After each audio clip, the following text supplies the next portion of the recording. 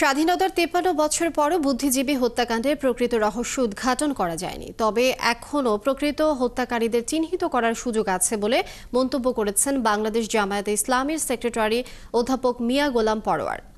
সকালে জাতীয় press club অডিটোরিয়ামে ঢাকা মহানগর দক্ষিণ জামায়াত আয়োজিত বুদ্ধিজীবী দিবসের আলোচনা সভায় জামায়াত সেক্রেটারি বলেন, জহির রায়হানের ডকুমেন্টারি ও তার নিখোঁজ হয়ে যাওয়ার রহস্য উন্মোচন করা গেলে বুদ্ধিজীবী হত্যাকাণ্ডের রহস্য জানা যেত।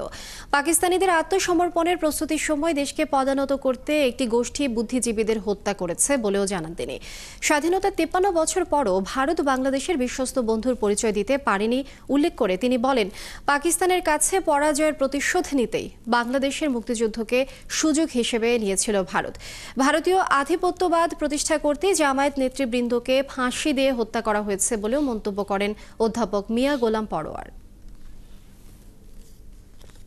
অজ্ঞাত কারণে জানুয়ারি মাসের শেষের দিকে এসে জানা গেল জহির রায়হান নিখোঁজ, তাকে আর পাওয়া যাচ্ছে না।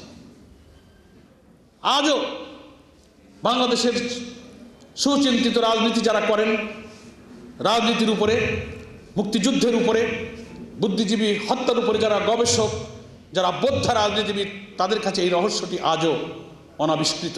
অনেকেই মনে করেন জীবিত জহির রায়হানকে যদি পাওয়া যেত, এই চিত্র নির্মাতা জহির রায়হান সারা দেশে গ্রামে নগরে রাজনীতির সমীকরণের ভাজে ভাজে যেসব তথ্য খোঁজার জন্য তিনি অনুসন্ধানী একটা ইনফরমেটিভ রিপোর্টিং করার জন্য চেষ্টা করেছিলেন, ডকুমেন্টারি সহ তাকে যদি জীবিত পাওয়া যেত, তাহলে বুদ্ধিজীবী হত্যার আসল ইতিহাস এই জাতি জানতে পারত।